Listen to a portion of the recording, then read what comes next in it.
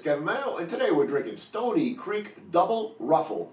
It is a double India Pale Ale. It's an unfiltered hazy pale ale. They got another one called Ruffled Feathers, which is kind of a New England style IPA that I've had before. It was really, really good. The other thing I really want to say about Stony Creek is if you're ever in Connecticut, visit them because they actually have the most best. English is my second language. They have the best tasting room out there. They're right on the water. They're right on the river. They got a big deck. When the weather's warm, they open up the doors into the tasting room. The wind blows through. The breeze blows through. Out in front of the deck, they've got a sandy beach-like area. They've got chairs down there. It's just a phenomenal place to sit and enjoy some really good craft beer. It's 8.2% ABV, and we've got Dorado, Azacca, and Mosaic hops in this. So, that being said, let's give it a crack and see what we got. As always, if you like the reviews, please subscribe. And go ahead and leave comments because we love talking about beer. Go ahead and give this a little bit more aggressive pour so we can get some head on it. And we're there. It's definitely hazy, cloudy, hazy, a nice deep mellow yellow, and about one finger of white head. I wouldn't call it bright white head, but I wouldn't call it tan or eggshell or any of those other colors that we see. So, a nice looking beer. Let's go ahead and do aroma. I got a little tangerine.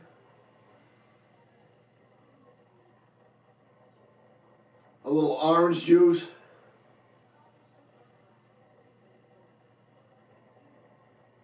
Got a little bit of the malt backbone in there. A little bit of like bread.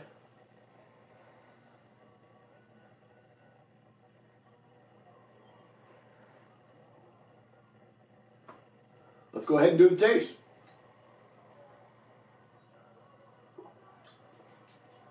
Wow. Nice bright orange juice right up front. It's really delicious.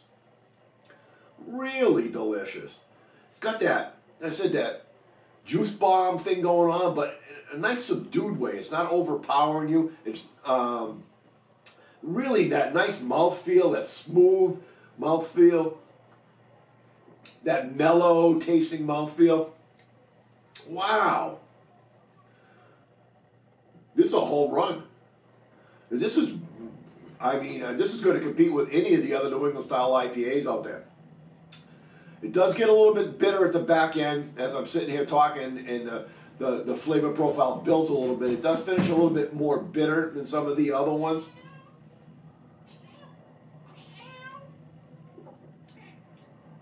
Yeah, so I know in the description they kind of talk about blueberries, so my mind's thinking that way, but I get that in there too. Not a lot of blueberry, but like a hint of a berry in there.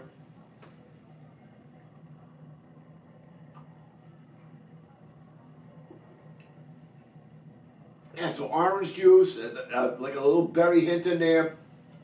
In the middle, there you get a little bit of the malt backbone, a little bit of like saltine, bready bread.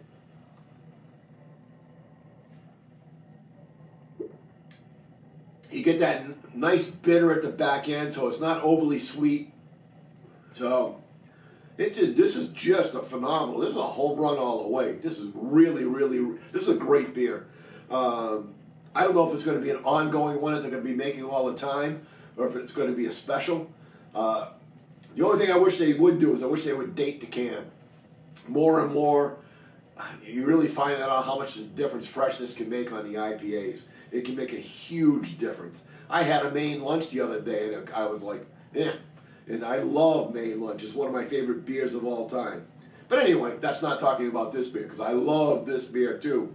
Just knock your socks off good. I'm going up 96 out of 100. I'm going to, usually I pretty much max out at 95. There's only a few beers that I really get to 99 on. This is a 96 out of 100. Till next time, keep drinking.